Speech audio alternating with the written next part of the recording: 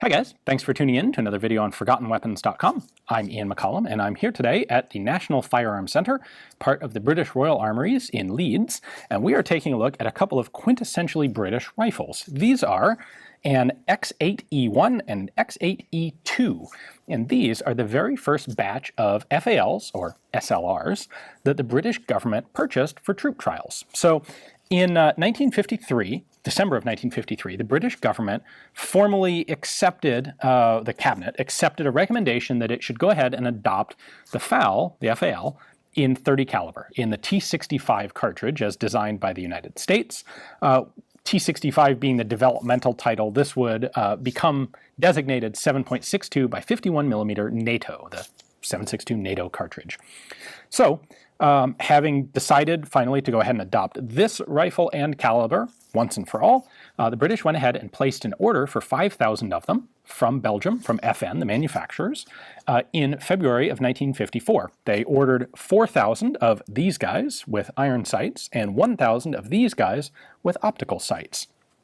Now, when I say optical sights, it is technically an optical sight. It's what they called a unit sight. It is a one-power, non-magnifying optic.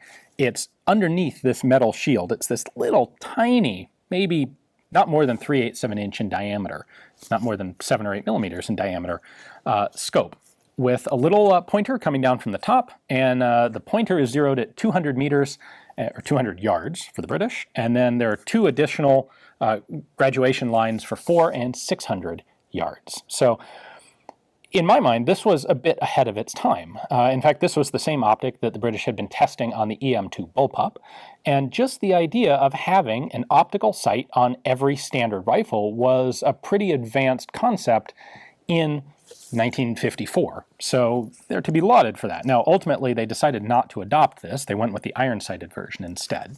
But hey, at least they were giving it a serious look. Now, there are a couple other interesting features to these that are a bit different than the standard FAL that would be adopted as the L1A1, by the way, in 1957. So let's take a closer look at the unique features of these very early X8 pattern FAL rifles. Well, we'll start with the X8E1 because it is chronologically or numerologically first. It is, of course, marked X8E1 BR for Britain there on the side. And then we've got the actual manufacturer mark here on the right side, Fabrique Nationale des Armes de Guerre, Herstal, Belgium.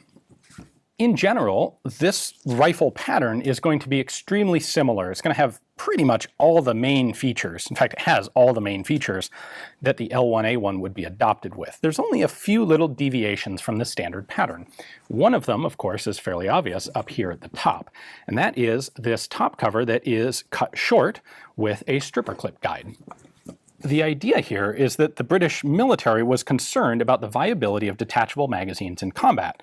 They were worried that this would add, basically, that any time advantage you got in reloading a complete magazine instead of using stripper clips, you would lose again when you ran out of loaded magazines. And then you had to go back and manually reload your mags by hand.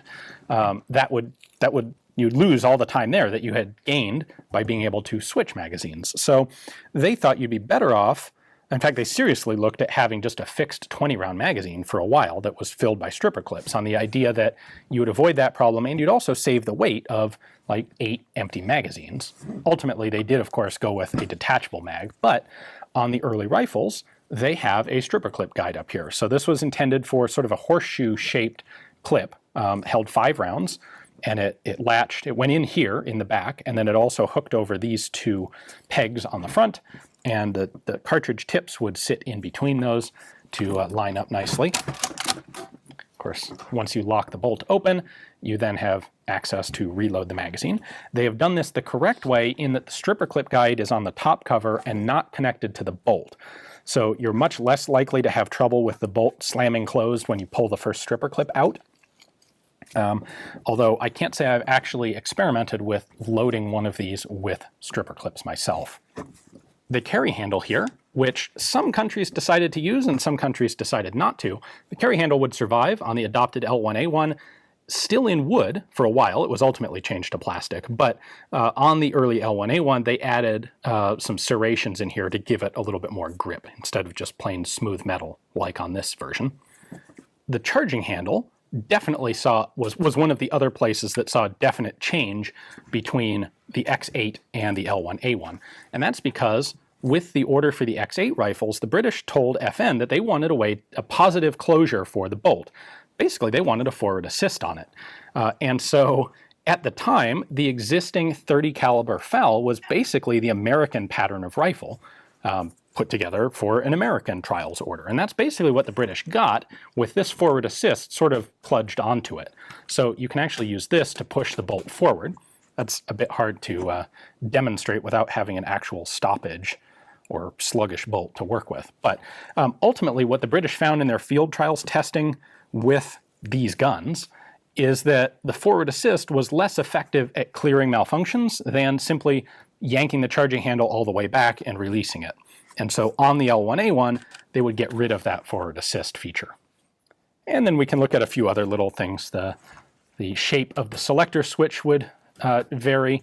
Note that this one actually does have a full auto setting, which the L1A1 would be adopted without. Bolt hold open and magazine release are the same. Note that these have a metric style of magazine to them with a little small front catch. The British would increase the size of that magazine catch to make the magazine retention a little bit better, and that would become recognized as the inch pattern magazine. Of course, what the British would ultimately do is license the FAL for domestic production in the UK, and when they did that, they had to basically adapt the whole technical package to inch measurements and British machining standards instead of using the patterns that the Belgians had. Take a look at the front sight here. Has this kind of funky little sheet metal hood on top there. Adjustable gas regulator. We have a bit of a bayonet lug there and a bare muzzle. Now the other pattern is the X8E2, British also. This is the version with an optical sight. So it has its own unique top cover that has this base added to it, molded into it. And on this one, you can see that the top cover goes all the way to the front of the receiver. There is not an opening for stripper clips. That was done deliberately. They liked the stripper clip idea, but they realized that cutting the top cover back to here and not having a solid interface with the front of the receiver would make this, it wouldn't fit repeatably enough, sturdily enough, to maintain zero on an optical sight. So this is still a little bit wobbly, but probably just good enough. And ultimately, the British would find, especially in sand testing, that they liked having restricted, being able to shrink down the size of the ejection port instead of having the entire front of the action open to the elements. We have the same forward assist on the X8E2. The rear sight, the standard aperture rear sight, has been milled off of this gun so that, well, because it would interfere with your ability to use the optical sight. Instead, a little fixed emergency backup iron sight aperture there has been fixed under the rear mount of the optical sight. Because that emergency sight is offset to the left, the front sight has also been offset to the left. So this is adjustable for elevation. So you do have some backup sights there. Same gas adjustment, same muzzle. And you can see here what would become the standard pattern for the receiver cover. A couple interesting things about the adoption process with these. The British did, in some ways, more testing on the FAL than, well, the British did testing on the FAL that no other countries did. Everyone did some testing on it, but the British were pretty much the only people to actually test it in a desert environment because the US wasn't really particularly interested in desert environments in the early 50s. The Belgians don't have a desert, but the British Empire had a bunch of Middle Eastern and African territorial connections where they were concerned that they might have to fight, and with good reason. You'd see conflict in the Suez, for example, fairly quickly after this was going on. And this also, by the way, ties into the Israeli experience using the FAL in the Middle Eastern desert. So the British went to do some sand testing on these guns, and basically what they did is set up a box with a big blower, and they would blow sand on the gun for, I believe, 30 seconds, and then they would fire the rifle, full magazine in the gun, starts with a round chambered, bolt closed.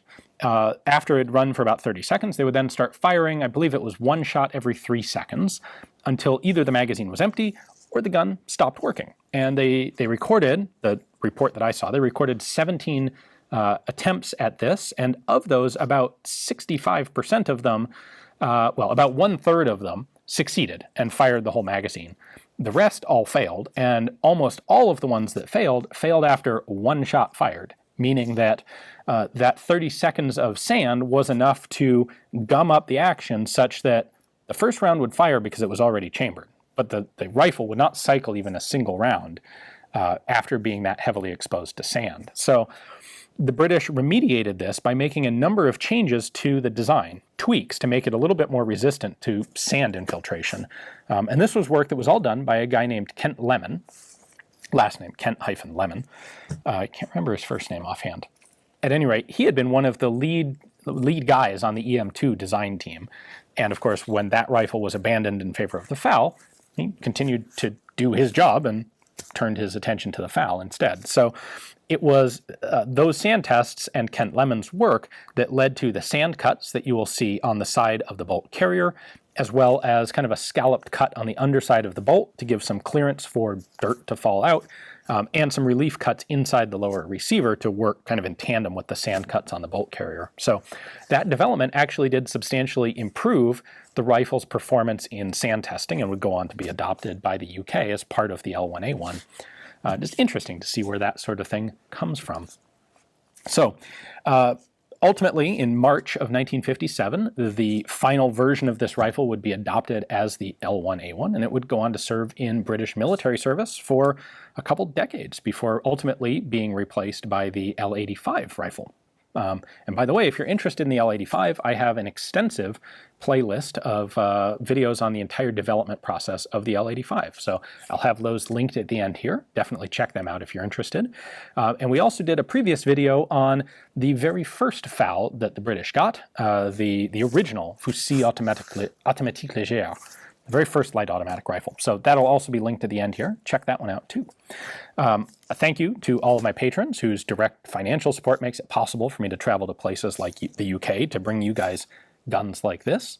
And of course, a big thanks to the Royal Armouries for giving me access to their fantastic collection where I can pull out rifles like this and bring them to you guys. They have a whole bunch more in this period, in this developmental era with the FAL from British testing. So the collection is not open to the general public, but it is available by appointment to researchers, people writing books or doing research in other media. So if you're interested in getting in to do some study in the Armoury's collection here, you can contact them through their website, which is linked in the description text below.